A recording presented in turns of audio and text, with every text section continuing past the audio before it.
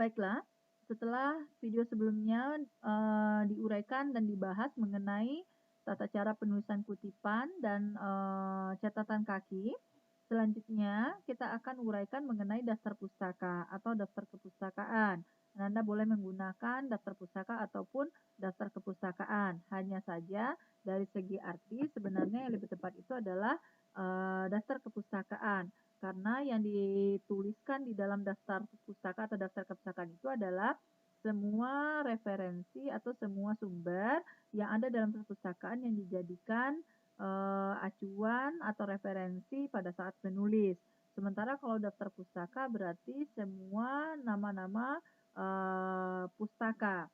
Nah, jadi Ananda boleh menggunakan daftar pustaka atau daftar kepustakaan, tetapi sebenarnya Ibu menyarankan menggunakan daftar kepustakaan. Nah, di dalam daftar pustaka atau daftar kepustakaan ada 5 poin dasar yang harus diisikan. Berbeda dengan kutipan, kalau di dalam kutipan hanya 4, yang pertama adalah, nama belakang, yang kedua tahun, yang ketiga nomor halaman, yang keempat pendapat.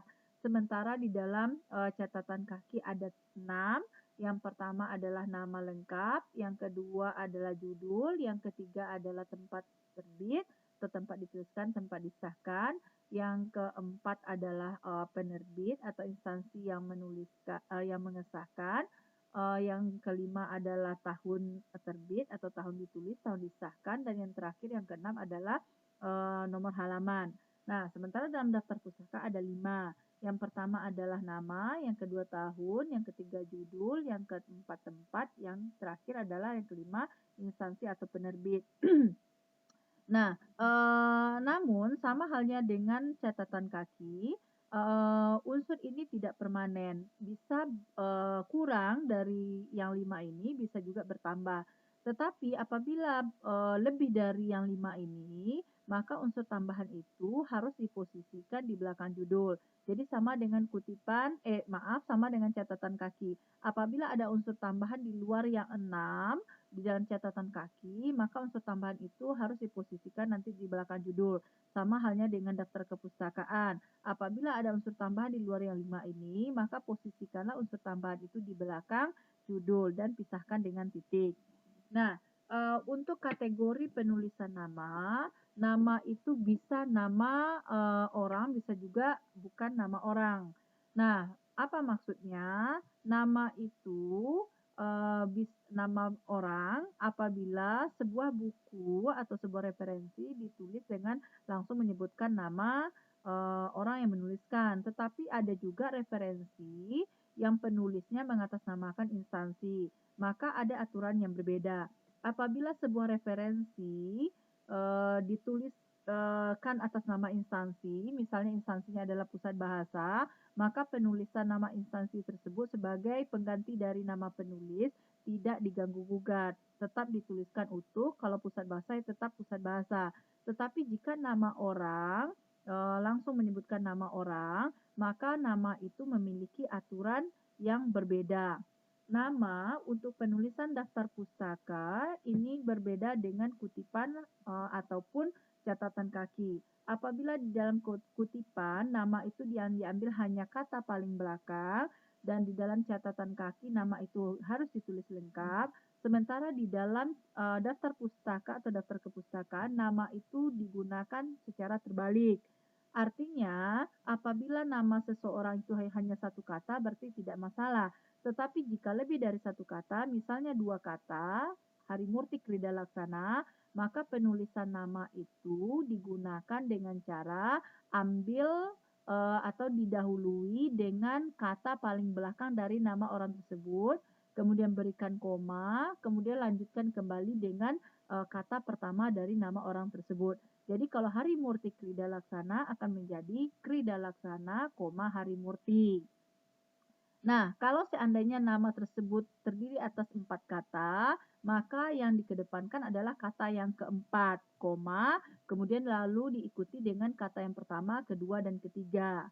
Jadi diurutkan kembali dari awal. Kalau seandainya hanya 3 kata, maka yang di depan itu adalah yang ketiga, koma, kemudian diikuti dengan yang pertama dan yang kedua. Jadi misalnya Harimurti Krida Laksana Hakim, maka akan menjadi Hakim, Harimurti Krida Laksana. Nah, ini berkaitan dengan nama. Akan tetapi Ananda perlu ingat, aturan penulisan nama yang diawali dengan nama belakang ini berkaitan dengan kecenderungan di dunia nama belakang adalah nama marga atau nama suku atau nama keluarga dari orang tersebut. Oleh karena itu, untuk nama-nama bangsa yang marganya tetap diposisikan di awal, tidak di belakang, dia tidak dibalik. Misalnya nama orang Korea Lee Min Ho itu tidak dibalik menjadi Ho, Lee Min, dia tetap Lee Min Ho. Begitu juga kalau nama Arab yang menggunakan bin dan binti. Ali bin Abi Thalib juga tidak dibalik, dia tetap. Nah, jadi ini yang perlu Ananda pahami. Nah, yang berikutnya nanti, kalau seandainya penulisnya sudah 2 orang, misalnya adalah Harimurti Krida Laksana dan Fatimah Jaja Sudarma, ini nanti juga memiliki aturan yang berbeda. Apabila penulisnya sudah 2 orang, nama penulis pertama tetap dibalik, sementara penulis yang kedua tidak diganggu-gugat. Jadi namanya tetap nama lengkap atau nama sesuai dengan nama susunan nama aslinya. Jadi Harimurti Krida Laksana akan menjadi Krida Laksana, Harimurti, langsung tambahkan dan, kemudian langsung nama yang kedua. Nama yang kedua Fatimah Jaja Sudarma, jadi ditulis lengkap. Itu kalau penulisnya 2 orang. Sementara kalau penulisnya 3 orang, maka namanya tetap dituliskan ketiganya, dengan aturan masih sama, yaitu nama penulis pertama dibalik, kalau goris keraf menjadi keraf, goris. Setelah itu diikuti dengan nama yang kedua dan nama yang ketiga. Nama yang kedua dan yang ketiga tetap utuh, jadi juga tidak dibalik. Yang dibalik hanyalah tetap nama dari penulis yang pertama.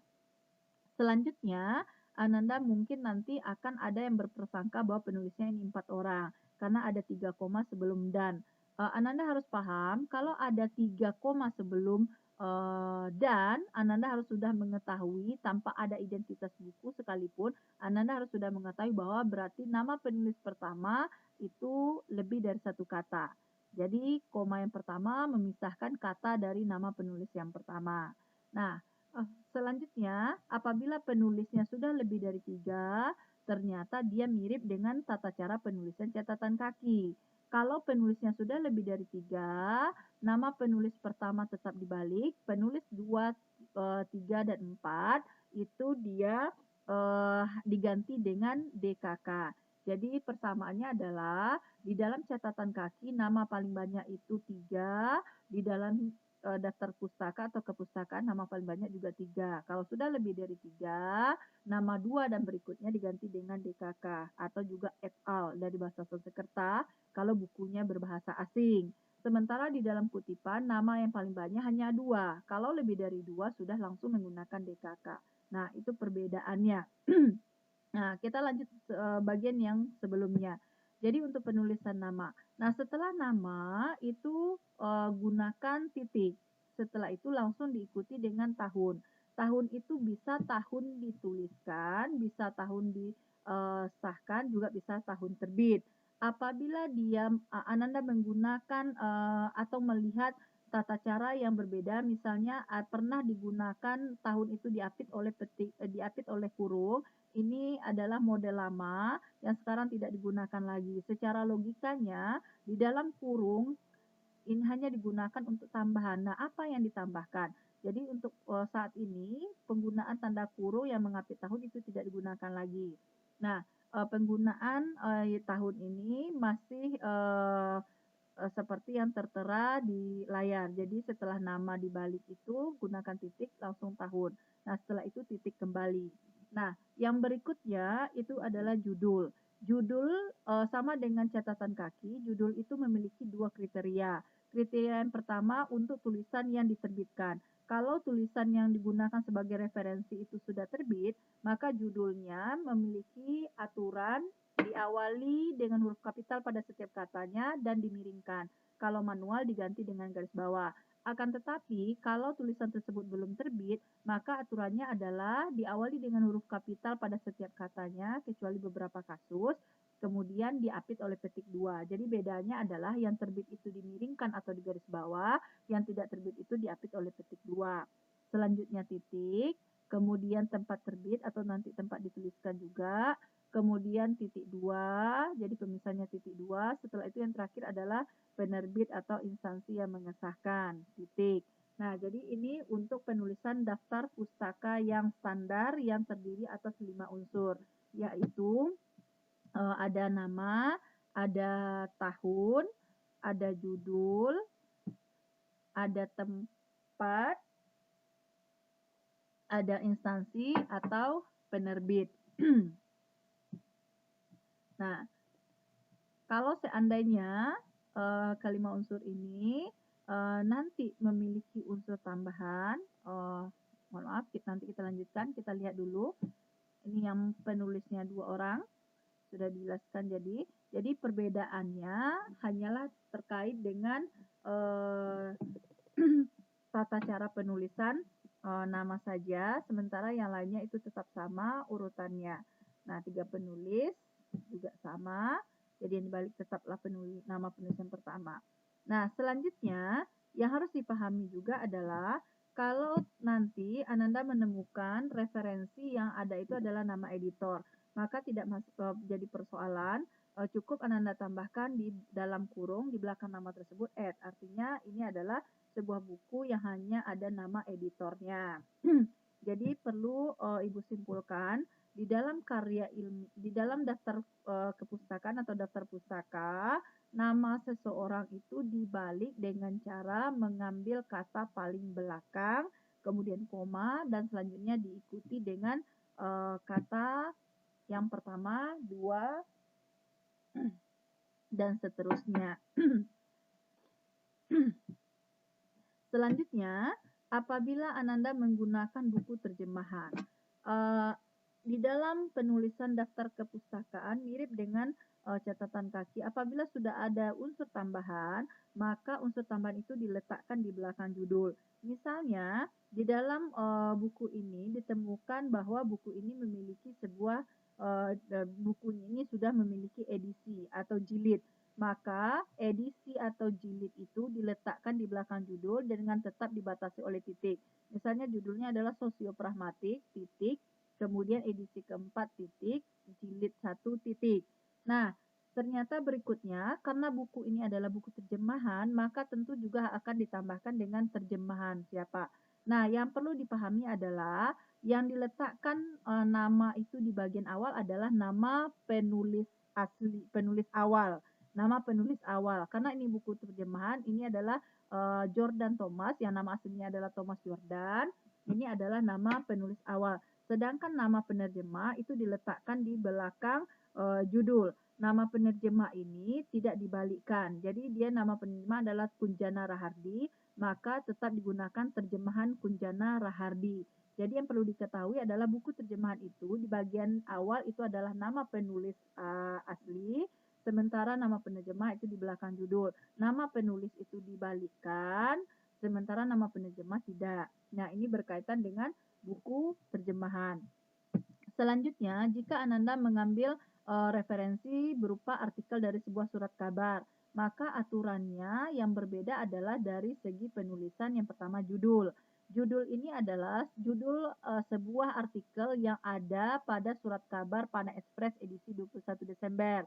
Maka judul sebuah artikel tersebut hanya diapit oleh petik 2. Karena di dalam sebuah surat kabar, tulisan yang ada itu tidak hanya satu, tetapi banyak.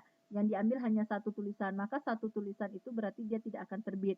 Oleh karena itu, judul tulisan tersebut diapit di petik 2 saja. Sementara yang diterbitkan itu adalah pada ekspresnya. Jadi nama surat kabarnya dimiringkan. Sementara judul tulisannya diapit oleh petik 2. Kemudian baru diikuti dengan tanggal atau edisi dari surat kabar tersebut. Nah, inilah tata cara penulisan dari referensi yang diambilkan dari surat kabar. Selanjutnya, jika Ananda mengambil referensi berupa skripsi atau tugas akhir atau tesis atau disertasi, maka Ananda harus menggunakan aturan yang sama. Yang berbeda juga kembali adalah dari segi judulnya. Nah, Borotan Iqbal Pahlawan, berarti nama aslinya adalah Iqbal Pahlawan Borotan. Nah, 2017 kemudian judul skripsinya, kemudian, Padang. Padang itu berarti bukan tempat terbit tapi tempat dituliskan atau tempat disahkan. Kemudian Fakultas Hukum Universitas Andalas berarti instansi yang mengesahkan. Nah, ini berkaitan dengan, referensi dari, skripsi, tesis, atau disertasi. Yang berikutnya adalah jika Ananda mengambil tulisan dari artikel yang ada di sebuah jurnal, berarti unsur dasar pusakanya lebih dari 5. Maka urutan unsur tambahan tetap kembali diletakkan di belakang judul. Kita lihat namanya Suryadi M, berarti nama aslinya adalah M Suryadi. Nah, kemudian di belakang tahun ada variasi bebas fonem vokal. Nah, variasi bebas fonem vokal ini adalah judul artikelnya, sementara yang di belakang judul artikel kajian sastra, jurnal bidang kebahasaan. Nah, ini adalah judul jurnalnya atau nama jurnalnya. Jadi artikel variasi bebas fonem vokal ditemukan di dalam sebuah jurnal yang bernama Kajian Sastra Jurnal Bidang Kebahasaan. Nah, dapat disimpulkan jadi judul artikelnya diapit oleh petik 2, sementara judul jurnalnya dimiringkan. Nah, berikutnya sebuah jurnal biasanya memiliki nomor atau jilid atau edisi, maka ditambahkan kembali di belakang judul jurnal. Nah, selanjutnya yang tempat jurnal itu diterbitkan atau yang tempat instansi yang memiliki jurnal tersebut, dan yang terakhir adalah instansi yang menerbitkan atau memiliki jurnal tersebut. Jadi intinya apapun unsur tambahan itu diposisikan di belakang judul. Nah, kemudian yang berikutnya adalah kriterianya bagian yang kecil, artinya bagian yang berada di bagian yang besar itu memiliki kriteria yang berbeda. Bagian yang kecil yaitu artikel itu digunakan petik 2, sementara bagian yang besarnya artikel ini ada di dalam jurnal, berarti jurnal yang bagian besarnya itu yang besarnya nama jurnalnya itu dimiringkan. Selanjutnya, kalau Ananda nanti menuliskan atau mengambil referensi dari seminar itu juga boleh. Ananda bisa lihat di layar tata caranya. Nah, yang berikutnya, Ananda juga ini yang Ibu sampaikan di awal, kalau seandainya sebuah buku itu tidak ada nama orang sebagai penulis, tetapi penulis di atas namakan dengan instansi, maka tata caranya adalah di awal tetap nama, tetapi nama itu adalah nama penulis yang dengan mengatasnamakan instansi, dia tidak dibalik. Jadi kalau pusat bahasa ya tetap pusat bahasa, tidak menjadi bahasa koma pusat. Nah, yang lainnya tetap sama. Kamus Besar Bahasa Indonesia, karena dia terbit berarti dimiringkan dan kapital. Nah, kemudian ternyata dia memiliki edisi, maka titik dulu baru edisi. Jadi apapun unsur tambahnya diletakkan di belakang judul. Selanjutnya, kalau nanti Ananda menggunakan atau mengambil referensi yang diambil dari internet, tidak masalah. Jadi yang harus digunakan itu adalah, yang harus ditambahkan itu adalah nama websitenya dan kapan diakses. Nah, kapan diakses ini cukup yang dituliskan adalah tanggal diaksesnya. Jadi misalnya ini Nenggolan Romudo, berarti nama aslinya adalah Romudo Nenggolan. Nah, dia menulis sebuah artikel yang judulnya Hukum dan Korupsi. Tetapi artikel ini ternyata sudah pernah terbit di jurnal hukum.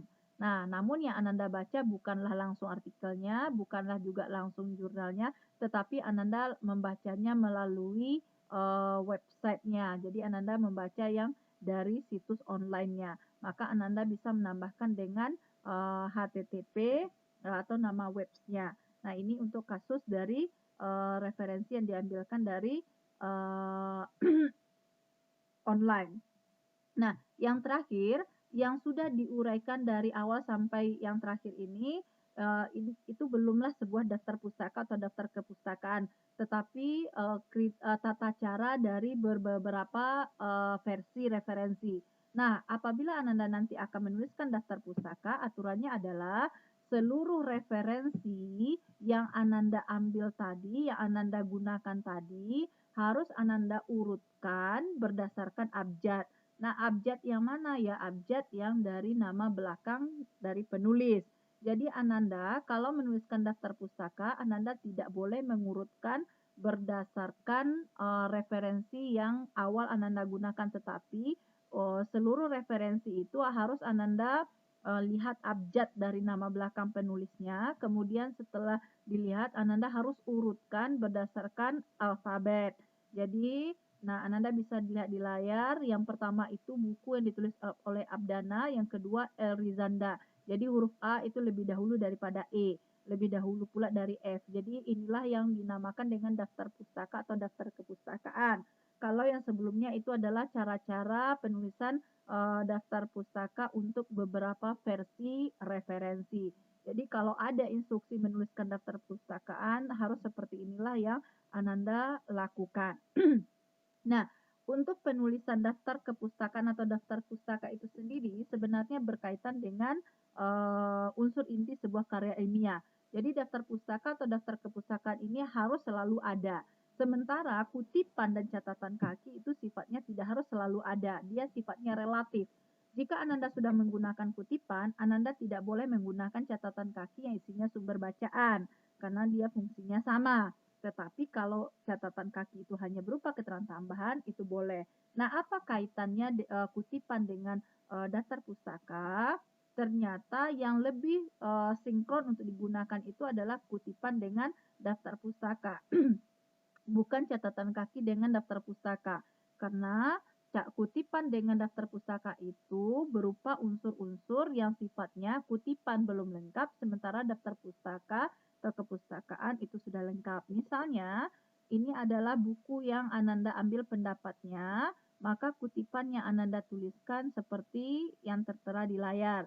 Nah, kutipan ini yang muncul barulah nama yang punya pendapat, kemudian tahun, nomor halaman, dan pendapat yang diambil. Nah, identitas lengkap dari buku yang atau referensi yang diambil pendapatnya ini belum ada. Maka nanti identitas lengkapnya akan Ananda tuliskan di daftar kepustakaan. Nah, ini dia. Jadi, kutipan dengan daftar kepustakaan sebenarnya saling melengkapi. Nah, ini berkaitan dengan cara penulisan kutipan, daftar pustaka, dan catatan kaki. Sekian, terima kasih.